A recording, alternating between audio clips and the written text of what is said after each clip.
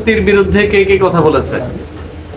তা আমির হামজা ভাই, মুফতি আমির হামজা কুষ্টিয়া, তিনি লিখলেন যে মুফতি ফয়জুল করিম চরমনায়, সাথে সাথে ওই লেখাটা কেটে দিছে, মুছে দিছে, বলে এটা বাদ দিয়া। মানে ফয়জুল করিম সাহেবের নাম লেখাও যাবে না, বলাও যাবে না। আল্লাহি মুফতি আমির হামজা ভাই এখনো আছেন এবং তিনি এখনো বয়ান করছেন। তো একটা কথাও মিথ্যা বলিনি, আপনারা বিশ্বাস করলেও এটা সত্য, বিশ্বাস না করলেও সত্য। ঘটে যাওয়া কিছু বিষয় আমাদেরকে মর্মাহত করছে রীতিমতো। আমরা আসলে ঐক্যের স্লোগানে অভ্যস্ত হয়েছে, কিন্তু ঐক্য করার যে মন মানসিকতা সেটা এখন আমাদের তৈরি হয়নি। তো কিছু তিক্ত কথা আজকে আমি প্রকাশ করতে বাধ্য হচ্ছে।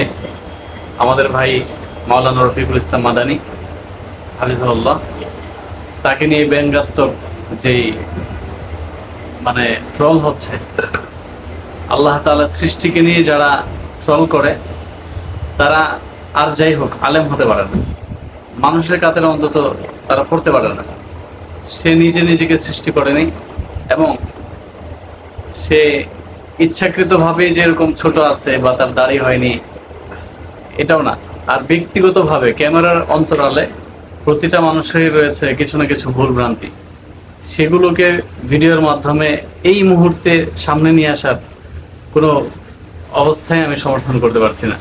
তার সাম্প্রতিককালের যে একটি বক্তব্য ভাইরাল হয়েছে, বা আমাদের ভাইরা বা বলা যায় চরমনায় সমর্থিত যে মুরিদান আছেন তারা ফেসবুকে যেভাবে গালাগালাজ করছেন, আমি চিনি এরকম অনেক আলেম ফেসবুকে যেই বিশ্রী ভাষায় গালিগালাজ করতেছেন, তাকে ট্রল করতেছেন। আমি আপনাদেরকে একটি কথা বলি, আমি এতদিন পর্যন্ত কোনো কথা বলি নাই এবং পক্ষ বিপক্ষ অনেক কিছু জানা সত্ত্বেও ভিতরে রেখেছি, কিন্তু আমার কাছে কোনোভাবে এটা সমর্থনযোগ্য হয়নি যে একজন, সে যত বড় আল্লাহ ওয়ালা হোক, যত বড় আলেম হোক, শয়তান তো ছিল মুআল্লিমুল মালাইকা, কিন্তু সেই শয়তানও ভ্রষ্টতা রূপান্তরিত হয়েছে বা আল্লাহ তাআলার অবাধ্য হয়েছে, যার কারণে আল্লাহ তাআলা তার এলেম, তার আমল কোনোটাই আল্লাহ দেখে নাই, আল্লাহ তাকে বিতাড়িত করছেন।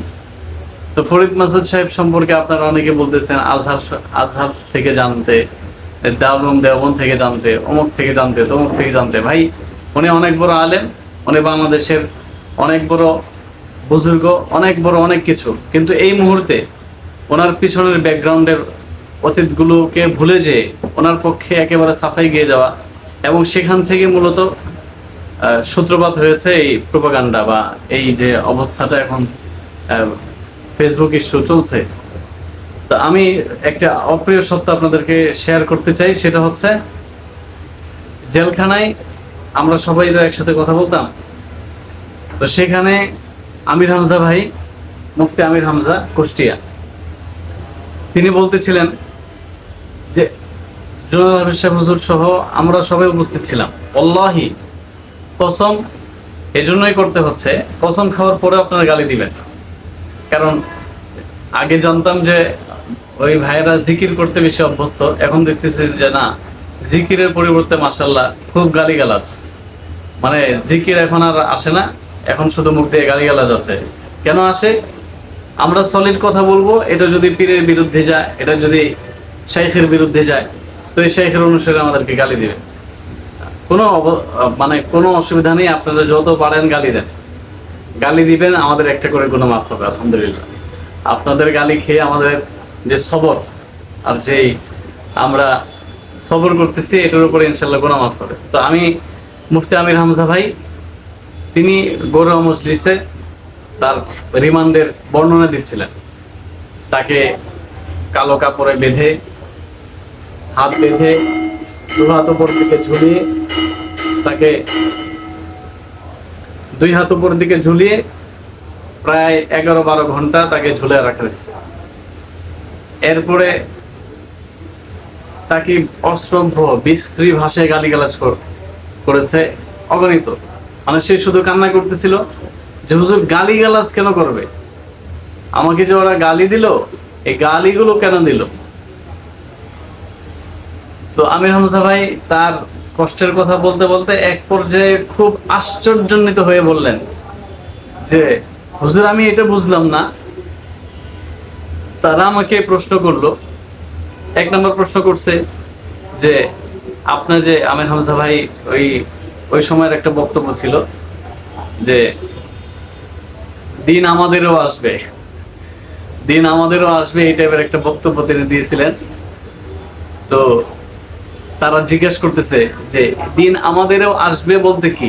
আলহামদুলিল্লাহ দিন তো আমাদের চলে আসছে, বাকি তখন তো এটা বলার সময় ছিল না। তখন তিনি বলছেন কিয়ামতের দিন, মানে দিন আমাদেরও আসবে বলতে তখন আর আমরা জানতাম না যে এত দ্রুত আমাদের স্বাধীনতা আসবে বা আমরা এত মুক্তভাবে দিনের কথা বলতে পারবো। আলহামদুলিল্লাহ তো সবসময় বলে গিয়েছি সমানভাবেই, সময় যত কঠিনই হোক। তো এরপরে তাকে বলতেছে বল মূর্তির বিরুদ্ধে কে কে কথা বলছে, এটাই হলো আমার মূল কথা। মূর্তির বিরুদ্ধে কে কে কথা বলেছে? তা আমির হামজা ভাই, মুফতি আমির হামজা কুষ্টিয়া, তিনি লিখলেন যে মুফতি ফয়জুল করিম চরমনায়, সাথে সাথে ওই লেখাটা কেটে দিছে, মুছে দিছে, বলে এটা বাদ দিয়া। মানে ফয়জুল করিম সাহেবের নাম লেখাও যাবে না, বলাও যাবে না। বলছে কে কে বক্তব্য দিছে বল, কে কে মূর্তির বিরুদ্ধে কথা বলছে। তো ফয়জুল করিম সাহেবের নামটা কেটে দিল। অথচ আল্লামা মামুনুল হক ইবনে শেখুল হাদিস হুজুর তো আলহামদুলিল্লাহ সদা সর্বদাই হকের পক্ষে বলিষ্ঠ কণ্ঠ দিয়ে আমাদেরকে অনুপ্রাণিত করছেন, এই দেশের তাওহীদবাদী মুসলমানদেরকে। কিন্তু শাইখে চরমনাই উনিও মূর্তির বিরুদ্ধে কঠোরভাবে বয়ান করেছিলেন, কিন্তু ওনার সেই বয়ান তাসির করে নাই, ওনার সেই বয়ান সরকারের গায়েও লাগে নাই, তারা মাইন্ডেও করে নাই, বরং সেটাকে মানে আপন হিসেবে নিয়েছে এবং তারা সেখানে নামটা কেটে দিচ্ছে। আল্লাহি মুফতি আমির হামজা ভাই এখনো আছেন এবং তিনি এখনো বয়ান করছেন, যদিও অসুস্থতা আছে, আল্লাহ শিফা দান করেন। তো একটা কথাও মিথ্যা বলিনি, আপনারা বিশ্বাস করলেও এটা সত্য, বিশ্বাস না করলেও সত্য। এবং পল্টন থানা অথবা মতিঝিল থানার একটা কারগুজারি হচ্ছে এরকম যে ধরে নিয়ে যাচ্ছে, যখন আমাদেরকে গ্রেফতার করতে শুরু করলো। অনেক ভাই বলতেছেন ভাইরাল হওয়ার জন্য। আরে ভাই, ভাইরাল হওয়ার জন্য যদি আমাদের ইচ্ছা থাকতো তো এই টপিক দিয়ে জেল খেটে ভাইরাল হওয়া, তো জেল খাটে যদি এতটাই আনন্দের হয় তা আপনাদেরকে আমরা টাকা পয়সা দিয়ে আপনারা জেলে যেয়ে কিছুদিন থেকে আসেন, এরপরে মজাটা বুঝে আসবে। জানাই তো, এই জন্য বুঝতেছেন না। আল্লাহ সবাইকে সহি বুঝ দান করুক। তো ওই থানার মধ্যে ধরে নিয়ে গেছে, তো একটা হাত পাখার কি ছিল, লোক ছিল, বলছে এত হাত পাখার লোক স্যার, এত হাত পাখার লোক, একে ছেড়ে দেন।